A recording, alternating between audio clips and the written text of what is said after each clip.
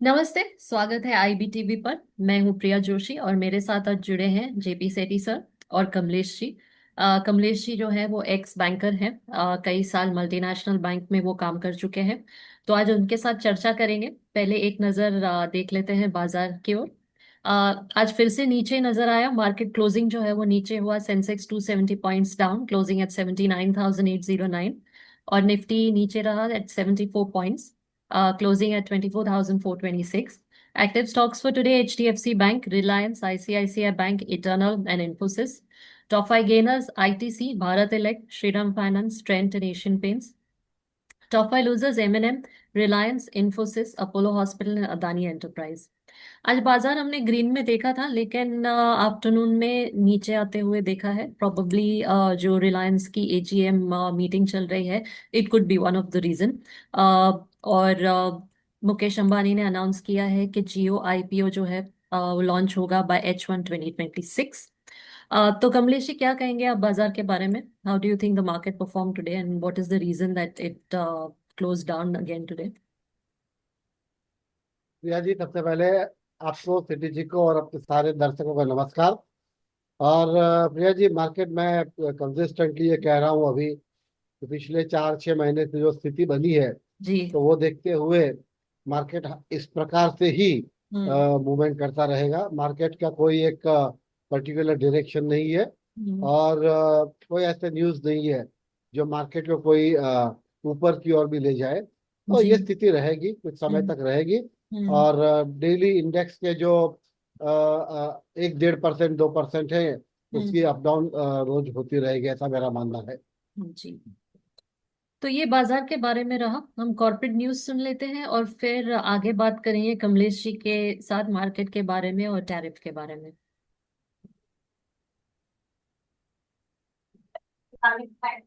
Corporate और रणनीतिक घोषणाएं। मुथूट फाइनेंस लिमिटेड अपनी सहायक कंपनी मुथूट मनी लिमिटेड में अतिरिक्त इक्विटी निवेश करेगी, जिससे पूंजी आधार मजबूत होगा और पूंजी पर्याप्तता अनुपात में सुधार होगा। लेमन ट्री होटल्स लिमिटेड ने lemon tree hotel, Mohkampur, Dehradun के लिए लाइसेंस समझौते पर हस्ताक्षर किए हैं। इस संपत्ति का संचालन कार्नेशन होटल्स प्राइवेट लिमिटेड द्वारा किया जाएगा, जो इसकी पूर्ण स्वामित्व वाली सहायक कंपनी है। मजेस्टिक ऑटो लिमिटेड को एमिरेट्स टेक्नोलॉजीज प्राइवेट लिमिटेड को अपनी 80% हिस्सेदारी की बिक्री के लिए एक और भुगतान किस्त प्राप्त हुई है। एलसेट इन्वेस्टमेंट्स लिमिटेड ने नेक्सॉन ओमनिवर्स लिमिटेड के अनिवार्य परिवर्तनीय वरीयता शेयर और इक्विटी शेयर की सदस्यता के लिए समझौता किया है।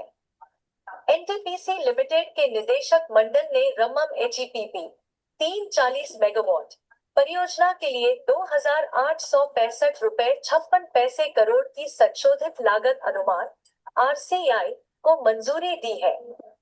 अदानी पावर लिमिटेड को Bihar state power generation company limited से 2,400 मेगावाट की थर्मल पावर परियोजना का अनुबंध प्राप्त हुआ है। संवर्धन मथरसन इंटरनेशनल लिमिटेड के बोर्ड ने युताका गिकेन को एलटीडी में 81% मतदान अधिकारों के साथ हिस्सेदारी और शिन्निची कोप्यो को एलटीडी में 11% हिस्सेदारी के अधिग्रहण को मंजूरी दी है।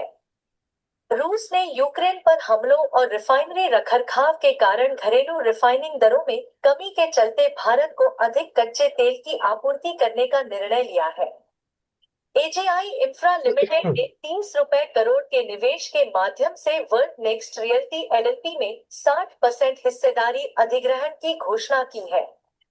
आयुष वेलनेस लिमिटेड ने 2 पूर्ण स्वामित्व वाली सहायक कंपनियां स्थापित की हैं, आयुष लैब्स प्राइवेट लिमिटेड और आयुष वेंचर्स प्राइवेट लिमिटेड। बाजार और वैश्विक सुर्खियां। रिलायंस इंडस्ट्रीज की वार्षिक निवेशक बैठक पर ध्यान केंद्रित है, क्योंकि भारतीय बाजार टैरिफ संकट से जूझ रहा है। भारतीय निर्यातक प्रस्तावित 50% अमेरिकी टैरिफ से बचने के लिए अफ्रीका में विस्तार की योजना बना रहे हैं।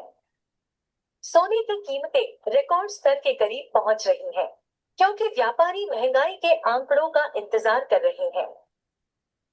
प्रधानमंत्री नरेंद्र मोदी अपनी जापान यात्रा के दौरान निवेश और आपूर्ति समझौतों को सुरक्षित करने की दिशा में सक्रिय हैं। राष्ट्रपति पुतिन ने प्रधानमंत्री मोदी और राष्ट्रपति शी जिनपिंग से मुलाकात की, जिसमें ऊर्जा आवश्यकताओं और रणनीतिक सहयोग पर चर्चा हुई। तो ये रहे आज के कॉर्पोरेट न्यूज़। सर, अब आपसे बात करते हैं मार्केट के बारे में। हम देख रहे हैं कि मार्केट में लगातार गिरावट है। मेन रीजन इसका टैरिफ है, और टैरिफ 50% टैरिफ इम्प्लीमेंट हो चुका है। तो आपको क्या लगता है कि अब आगे क्या होगा, इस स्थिति को कैसे हैंडल किया जाएगा? प्रिया जी, ये जो स्थिति निर्माण हुई है ना, हम्म।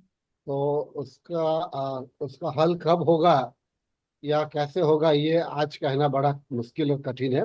जी।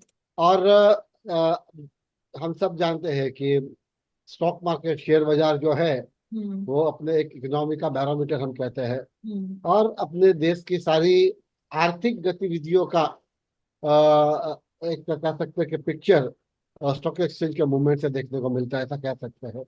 हम्म। अब ये स्थिति जब बनी है कि विश्व के व्यापार में पूरा बदलाव आया हुआ है, जियो पॉलिटिकल सिचुएशंस जो है उसमें काफी बदलाव आ गए हैं। हम्म। नई एक व्यवस्था सब जो बन रही है, राजनीतिक व्यवस्था कहिए हम्म। या ग्लोबल ट्रेड कहिए, तो उसमें दुनिया के अनेक देशों को आर्थिक संकट का सामना करना पड़ रहा है। हम्म। और जैसे आपने बिल्कुल सही कहा, ये कि भारत के ऊपर अब जो 50% टैरिफ यूनाइटेड स्टेट्स ने लगाया है, तो उसकी एक असर मार्केट के ऊपर दिखने को मिल रही है। हम्म। भारत का सबसे बड़ा एक business partner United states of America है। हम्म। मैं प्रिया जी सोचता हूँ कि कुछ डेटा मेरे पास है, तो मैं आज वो भी उसका यूज करूंगा, शेयर करूंगा। जी। भारत का टोटल एक्सपोर्ट जो 2024 का डेटा है, हम्म। इज समथिंग अबाउट $434 बिलियन है। हम्म। उसमें से यूनाइटेड स्टेट्स का अकेले का शेयर $87 बिलियन का शेयर है उसमें। हम्म। और जिसका इंडियन जीडीपी का यू कैन से अराउंड 2.5% है वो। तो ये एक इतनी बड़ी जो एक घटना, मैं कहूँगा इतना बड़ा एक बदलाव आया है ना, जी। इससे अपने मार्केट के ऊपर इम्पैक्ट आ रही है। और दूसरा कि मैं देख रहा हूँ लगातार एफपीआई बिकवाली कर रहे हैं। एफपीआई से सेलिंग्स आते जाते रहते हैं। इसके लिए मार्केट में थोड़ा ऑफलोड बढ़ जाता है। और नए लोगों में विशेष करके मैं ये कहूँगा, इंस्टीट्यूशंस का तो अपना डोमेस्टिक इंस्टीट्यूट प्लेयर है ही, लेकिन रिटेल सेगमेंट में भी कहीं ना कहीं इन्वेस्टर्सों की वेट एंड वॉच भूमिका में वो लोग आए हुए हैं। तो मार्केट थोड़े समय के लिए थोड़ा नीचे हो, मूवमेंट ज्यादा दिखे नहीं, हम्म। वो संभव है। हाँ, every every problem gives an opportunity for new growth, new progress, new prosperity. तो हम्म। ये जो एक प्रॉब्लम क्रिएट हुई है, उसमें से एक नई अपॉर्चुनिटी मैं कहूँगा हम्म। भारत देश के लिए भी है और छोटे छोटे निवेशकों के लिए भी है। हम्म। कि आप एक नए मार्केट जब कोई अच्छे करेक्शन के मोड में हो, उस हम्म। समय पे आपको अच्छा स्टॉक्स मिलने की संभावना रहती है। हम्म। जहाँ तक एक्सपोर्टर्सों का सवाल है, हम्म। गवर्नमेंट ने भी ये भूमिका ली है। एक्सपोर्टर्सों ने अपने एसोसिएशन के थ्रू ये भूमिका ली है। हम्म। दुनिया के नई मार्केट को वो तलाश कर रहे हैं। पिछले डिबेट भी मैंने कहा था, हम्म। Asian country, African country, Gulf region है, मिडिल ईस्ट है, वो सारे कंट्रीज के अंदर भी ये एक्सप्लोर करना होगा।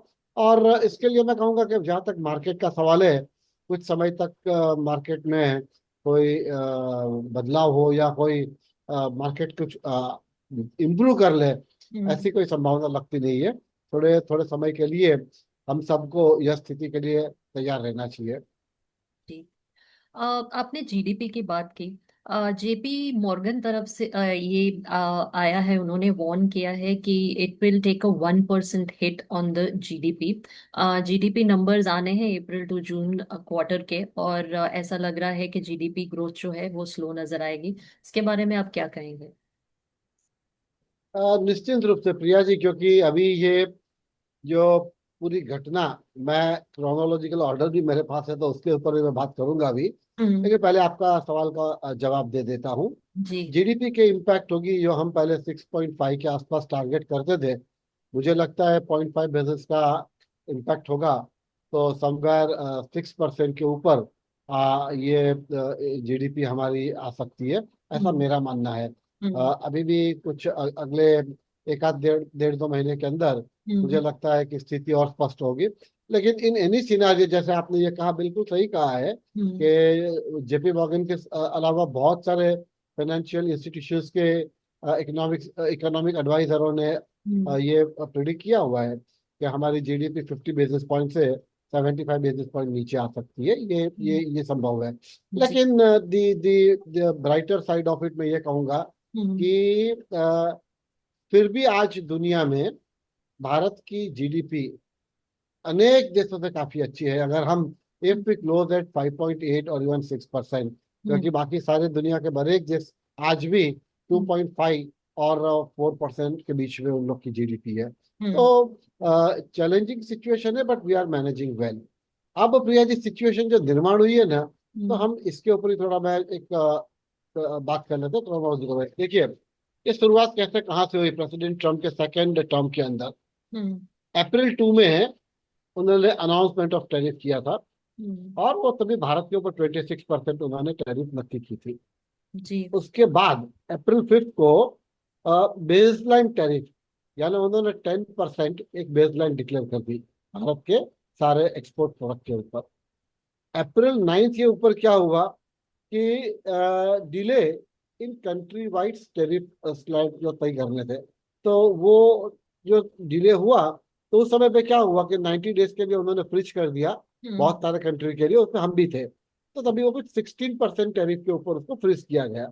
हम्म। जुलाई 30 को उन्होंने टैरिफ का अनाउंसमेंट किया, इफेक्टिव फ्रॉम 7 अगस्त की डेट दे के 25% अपने लिए। अगस्त 1 से ये प्रेसिडेंशियल ऑर्डर बाहर भी आ चुका था।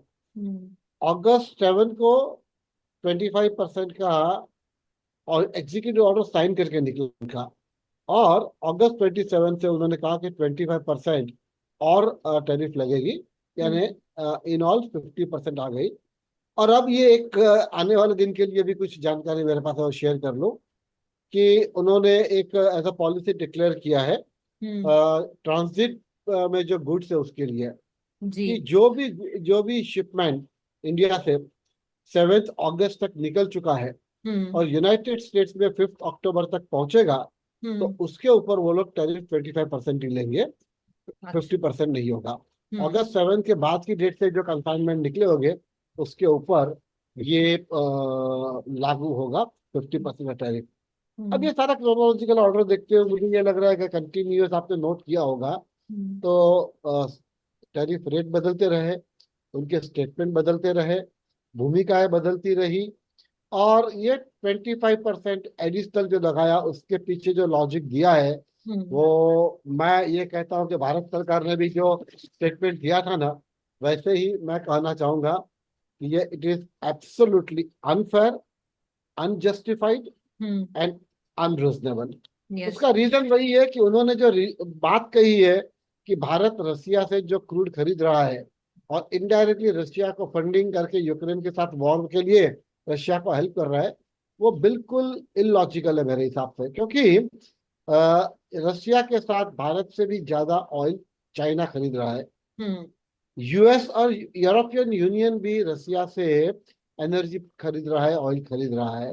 हम्म। तो चाइना के ऊपर आज भी 30% टैरिफ है। तो भारत के साथ ये भेदभावपूर्ण बर्ताव क्यों, कि हम्म। भारत के ऊपर 50%? यानी मैं जो कहता था ना, सेठी सर ने एक बार ये कहा था कि ये पॉलिटिकल इश्यूज आप दोनों साथ में ले रहे हो, पर वास्तविक स्थिति यह है कि हम्म। अब ये इकोनॉमी से ज्यादा पॉलिटिकल ड्रिवन डिसीजंस लेते जा रहे हैं। इस जी। कंट्री के साथ आपने ये किया तो हम ये करेंगे, इस कंट्री से आपने ट्रेड बढ़ाया तो हम ये करेंगे। और हम्म। दूसरा, कि इंटरेस्टिंग ये है कि ये भी खुलकर सामने आ गया कि वो सब कंट्री को इक्वली ट्रीट भी नहीं कर रहे हैं। दूसरी कोई जी। कंट्री, यूरोपियन यूनियन रसिया से एनर्जी ऑयल खरीदते तो उनके ऊपर 15% का टैरिफ, चाइना के ऊपर 30%, लेकिन खाली ब्राजील और भारत के ऊपर 50%। तो ये जो स्थिति निर्माण हुई है ना प्रिया जी, हम्म। मुझे लगता है कि ये एक हमारे लिए एक चुनौती है, और इसमें अमेरिका की नीतियां बिल्कुल खुलकर सामने आ गई है हम्म। कि भारत के प्रति उनका जो रवैया है हम्म। वो बिल्कुल अनफेयर है। एंड मैं कहूंगा कि इसका अनेक जगह पे इसको मैं कहूंगा इसकी आलोचना भी हुई है। अमेरिका के अंदर भी हुई है, अमेरिका के बाहर भी हुई है। दुनिया के अनेक राजनीतिज्ञ, डिप्लोमेट्स, इकोनॉमिस्टों ने यह कहा है कि दिस पर्टिकुलर जो एक्शन है, हम्म। It is not in the interest of America itself only, क्योंकि अमेरिका में महंगाई बढ़ रही है। हम्म। और मेरे ख्याल से अगर इस तरह से आने वाला 3-4 महीना और भी चला ना, तो हम्म। यूएस के अंदर भी इन्फ्लेशन बढ़ेगा, महंगाई बढ़ेगी। तो हम्म। ये एक स्थिति जो है ना, जी। ये मैं कहूंगा कि भारत अमेरिका के रिश्ते के लिए एक नाजुक दौर से हम गुजर रहे हैं। और सर इसका असर जो करेंसी पर भी हुआ है, अगर हम देखें तो रुपी जो है is all time low at 87.95। इसके बारे में क्या कहेंगे? आपकी करेंसी को और ज्यादा कितना नुकसान हो सकता है? How low can we go? हाँ प्रिया जी, देखिए थोड़ा करेंसीज के ऊपर प्रेशर आता है, हम्म। तो इसलिए हम भी से समथिंग नियर लाइक 88। पर हम्म। साथ में मुझे क्या लग रहा है, जो मैं सोच रहा हूँ कि शायद इंडियन एक्सपोर्टर के ऊपर ज्यादा इम्पैक्ट ना हो। अब हम्म। भारत सरकार इस काम में लगी है कि अपने एक्सपोर्टर्सों को किस तरह से मैक्सिमम हेल्प की जाए। तो हम्म। उसमें यह हो सकता है कि अपना रुपये का डिवैल्यूएशन करें वो। तो हम्म। अगर रुपये को डिवैल्यू करते हैं, शायद 90 रुपया भी रेट हो जाए, तो हम्म। क्या होता है, जो भी एक्सपोर्टर एक्सपोर्टर को तो बेनिफिट होगा ना, because he will be getting more INR for that particular export deal. तो हम्म। ये मुझे एक संभावना लगती है कि ये भारत सरकार भी कर सकती है, कि डॉलर हमको 90 के आसपास देखने को मिले। ये स्थिति में क्या होगा कि करेंसीज के ऊपर प्रेशर रहेंगे। और मैं ऐसा सोचता हूँ कि इस स्थिति में से जब हम बाहर निकलेंगे ना, क्योंकि देखिए भारत की फॉरेक्स रिजर्व की स्थिति देखें तो वो काफी सुदृढ़ है, हम्म। उसमें कोई दिक्कत नहीं है। अच्छा, एफडीआई इनफ्लो अभी भी चालू है, दो एफपीआई बेच रही है, हम्म। लेकिन एफडीआई इनफ्लो चालू है। और बीच में आपने भी देखा होगा कि 2-3 जायंट अमेरिकन कॉर्पोरेट्स ने भी कहा हुआ है कि they would be investing heavily in India. तो हम्म। ये स्थिति के लिए थोड़े समय के लिए रुपये के ऊपर प्रेशर रहेगा। और मैं सोचता हूँ कि इस स्थिति को भी भारत सरकार अच्छी तरह से निपटेगी। हम्म। पीएम मोदी जो है वो हाल ही में जापान गए हुए हैं, और ही सेइंग कि India is the fastest growing major economy, और जापान को इनवाइट कर रहे हैं कि वो इंडिया में आके कंपनीज खोले। इसके बारे में आपके क्या विचार है? जी प्रिया जी, देखिए तो मैं प्रधानमंत्री as a head of the country, hmm. He is doing his best to see कि ये जो टैरिफ है उसकी इम्पैक्ट हम्म। अपने इंडस्ट्रीज के ऊपर, अपने बिजनेस के ऊपर, इकोनॉमी के ऊपर, एक्सपोर्टर के ऊपर कम से कम हो। और इसके उनके उनकी लीडरशिप में ही ये एक प्रयास चालू हुआ है कि भारत दुनिया के अनेक नए बाजारों को ढूंढ रहा है। अब मैं कहता हूँ जरा कुछ ये भी बात कर लूँ आपसे कि कहाँ कहाँ हमको ये टैरिफ का ज्यादा इम्पेक्ट आ रहा है। तो हम्म। देखिए 27 अगस्त से 50% टैरिफ लागू हो गई। अफेक्टेड सेक्टर जो है ना, प्राइमरीली हम्म। उसमें एक टेक्सटाइल है, हम्म। टेक्सटाइल्स एंड अपैरल्स का है, ये जेम्स एंड ज्वेलरी है, हम्म। लेदर प्रोडक्ट है, मरीन प्रोडक्ट है, कुछ केमिकल्स है। हम्म। तो क्या होता है कि इससे क्या हो गया कि यूएस के साथ जो $87 बिलियन का बिजनेस है, वो हम्म। थोड़ा रिस्क के ऊपर आ गया है।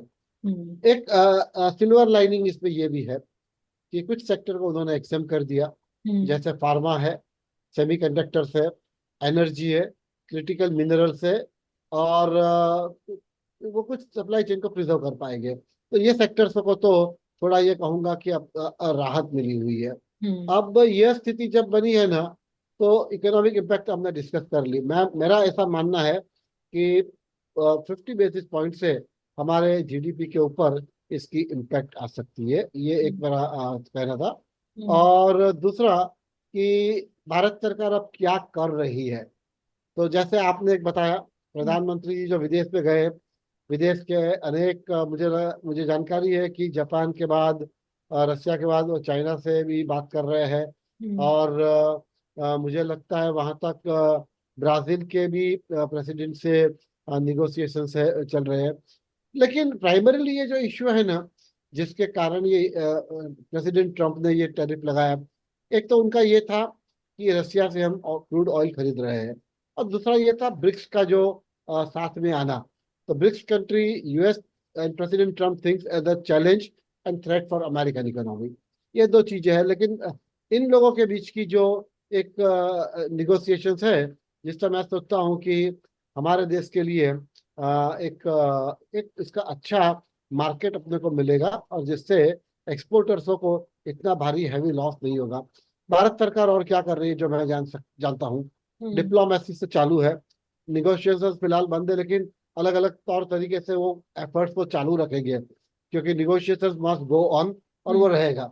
जी। नंबर टू है, एक्सपोर्टर्सों को कोई सीधा सब्सिडी नहीं दे सकते, हम्म। लेकिन एक्सपोर्टर्स को कुछ बेनिफिट दे सकते हैं।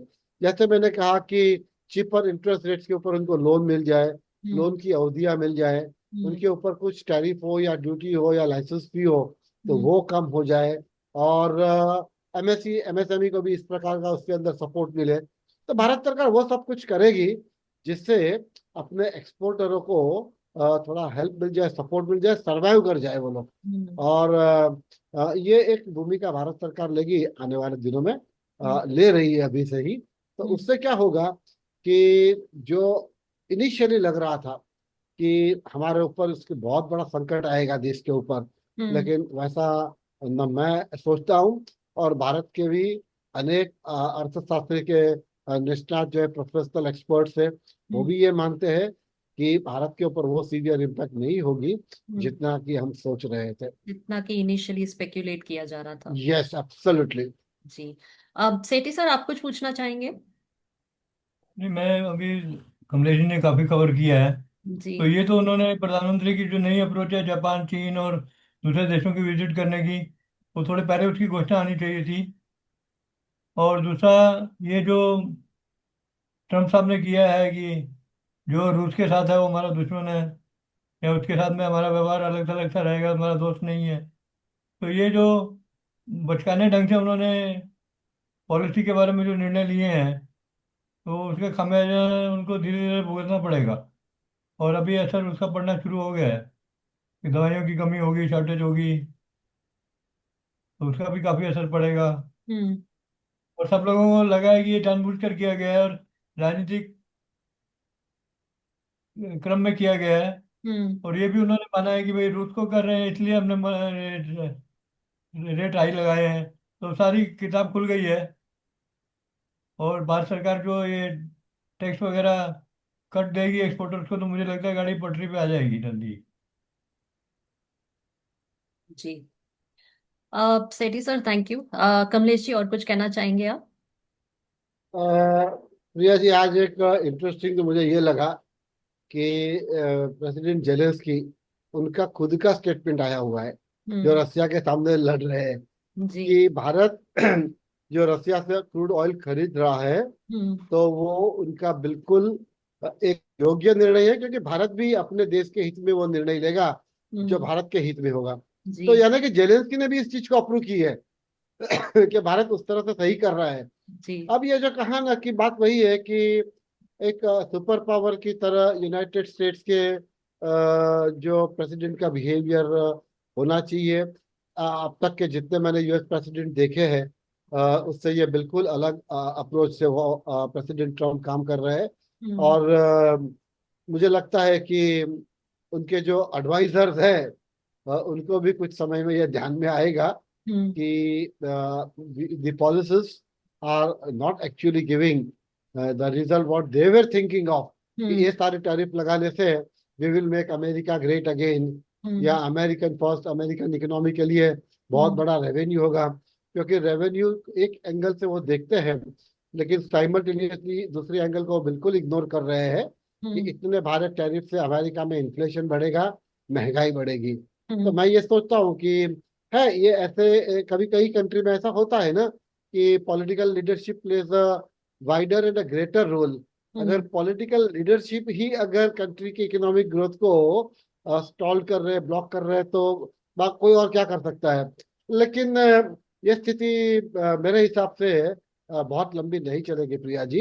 जी। क्योंकि अल्टीमेटली अगर आप मुझे पूछे ना, तो यूनाइटेड स्टेट्स एक कैपिटलिस्टिक कंट्री है, हम्म। फ्री कंट्री है, और they are basically believing in the free trade.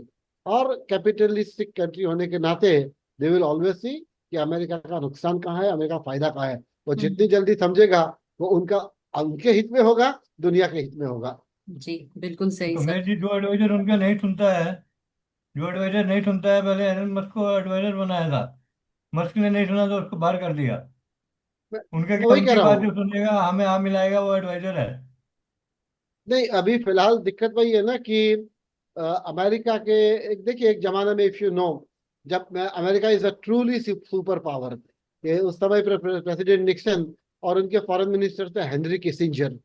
तो that Kissinger was is considered as one of the finest diplomat in the world उनके समय से। और आज भी लोग मानते हैं, क्योंकि अमेरिका को उस ऊंचाई पे लेके जाने के लिए उनकी जो पॉलिसी बनी थी, तब वो सीन था ना।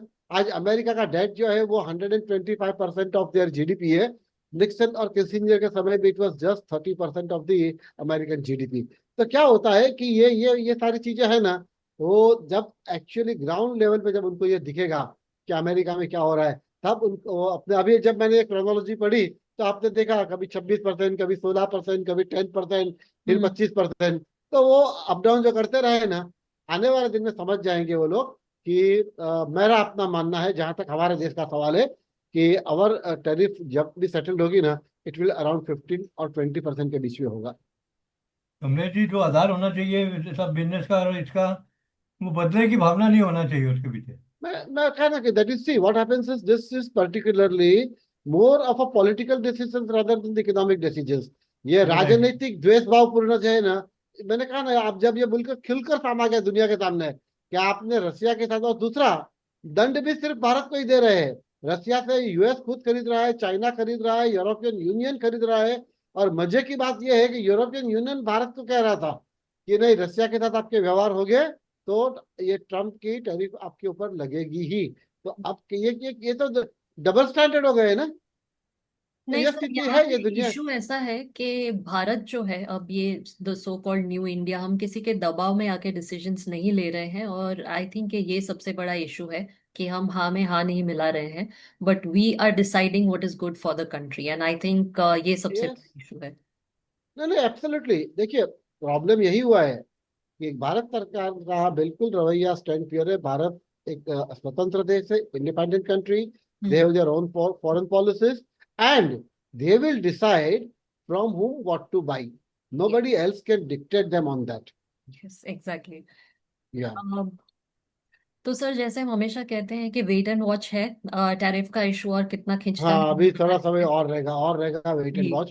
क्योंकि अभी भी क्लैरिटी नहीं मिल रही है। जी। लेकिन अभी भी एक जो सबसे बड़ा स्टम्बलिंग ब्लॉक जो है ना, वही है कि hmm. United States states pressuring for agri products and dairy product. और हम्म। भारत सरकार की भूमिका बिल्कुल स्पष्ट है कि जी। अपने देश के छोटे छोटे निवेशकों को, व्यापारियों को हम्म। किसी भी प्रकार का नुकसान हम होने नहीं देंगे। वो जी। भारत के हित में नहीं है, और उसमें भारत अपनी भूमिका नहीं बदलेगी। जी, absolutely, we will protect the most vulnerable sector, ये एब्सोल्युटली, भारत ने एब्सोल्युटली। बहुत क्लियर कर दिया है। Sir, thank you so much for joining us today. Thank you. नमस्ते, नमस्ते सेठी सर, नमस्ते। नमस्ते Kamlesh ji, thank thank you. You. नमस्कार प्रिया जी। नमस्कार कमलेश जी। नमस्ते।